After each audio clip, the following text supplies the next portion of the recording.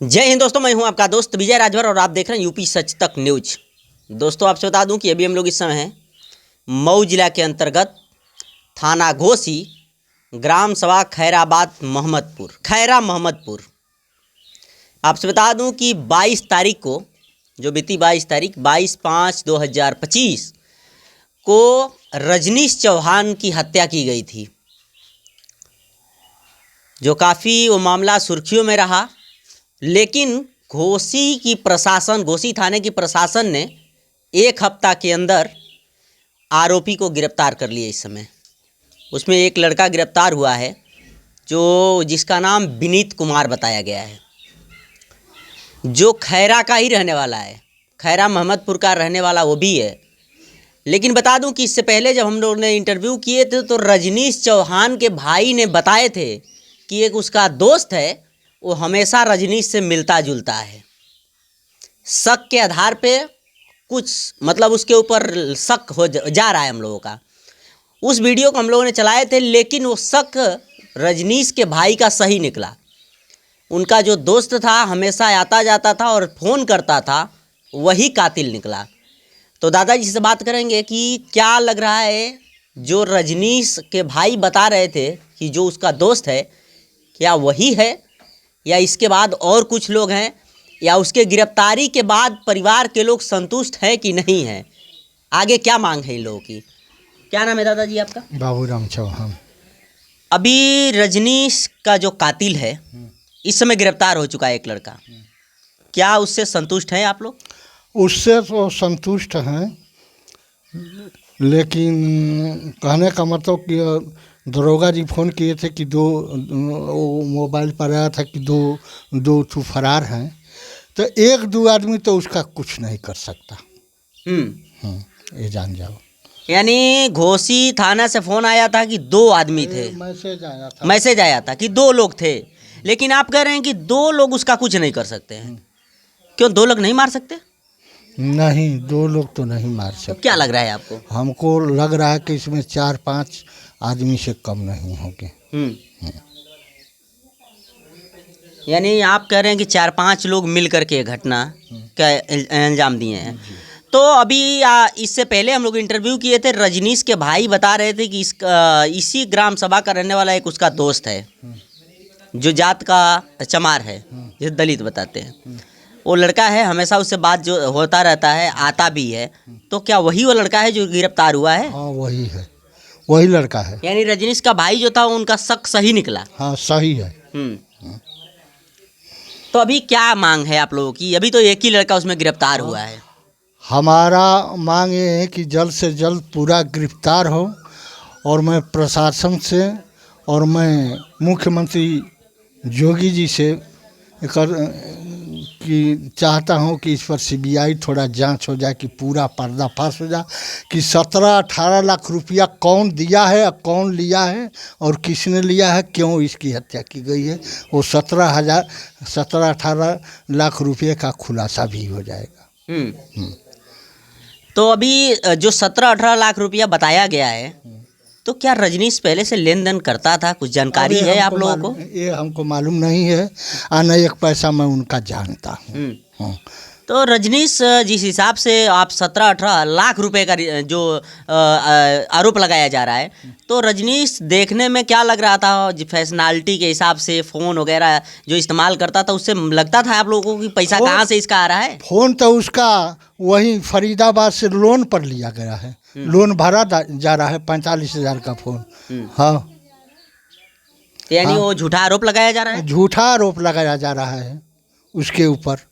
हाँ, केस को स्लो करने के लिए, कि केस हल्की हो जाए, दबाने के लिए। हाँ, तो अभी क्या मांगे हैं आप लोगों की? तो हम तो यही कर रहे हैं कि इन लोग जो कातिल हैं, ये सब खाली यही काम करते हैं, तो इन लोगों की तो फांसी की सज़ा नहीं तो आजीवन कारावास हो। और मुख्यमंत्री जी से अनुरोध है कि इस पर सीबीआई थोड़ा जांच करा लिया जाए कि हाँ, आखिर में 17-18 लाख रुपया आया कहाँ से, कौन लिया और किसने इसको उठो कर दिया है। ताकि यानी आप चाहते हैं कि जो 17-18 लाख रुपए का आरोप लग रहा है उसमें खुलासा होना चाहिए कि रजनीश को 17-18 लाख रुपया कौन दिया, हाँ, किस मामले में दिया था, कैसे दिया था, कैसे इसको खुलासा होना चाहिए। हाँ। ऐसा आरोप लगाने से नहीं होगा। नहीं होगा। हाँ हाँ, मैं इसको खुलासा चाहता हूँ।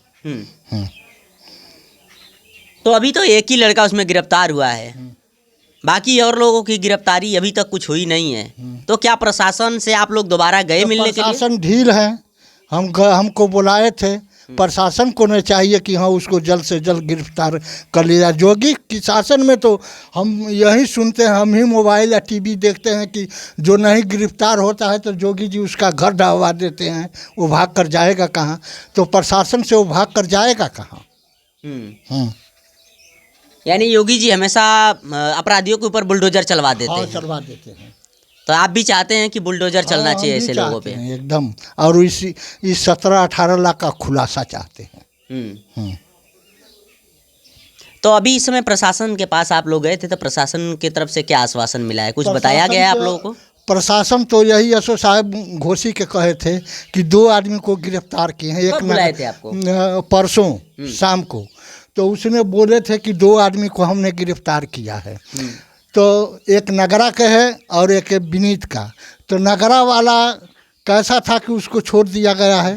अब हम तो यही एसओ साहब से कहेंगे कि क्या मामला था कि उसको छोड़ दिया गया।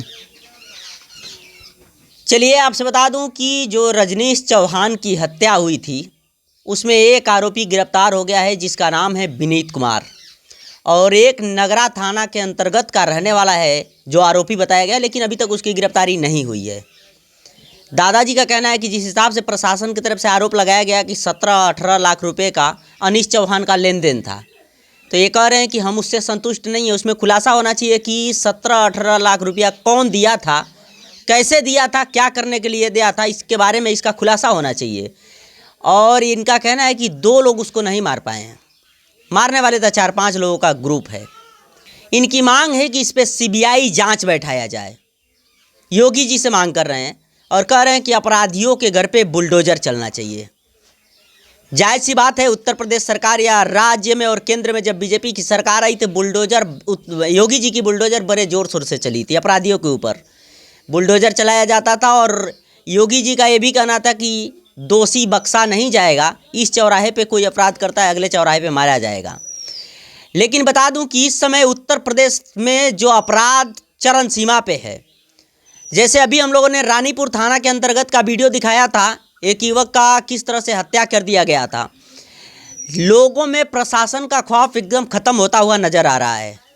क्या लग रहा है बाबा की सरकार में किस हिसाब से जो अपराध आए दिन हत्या देखने को मिल रहा है, आए दिन कहीं ना कहीं अलग अलग थाने में तुरंत हत्या देखने को मिल रहा है। कोई कैसे मार दे रहा है, कहीं कहीं पे मारा जा रहा है। तो इस पे आखिर प्रशासन और योगी जी की शासन इस मामले को थोड़ा संज्ञान में लेगी और प्रशासन अपनी टाइट करे, ताकि जिस हिसाब से लोगों के अंदर से प्रशासन का खौफ ख़त्म होता हुआ नज़र आ रहा है।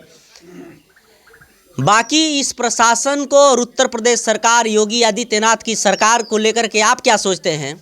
और आए दिन जो इस हिसाब से अपराध होता हुआ नज़र आ रहा है, इसके बारे में आप क्या सोचते हैं?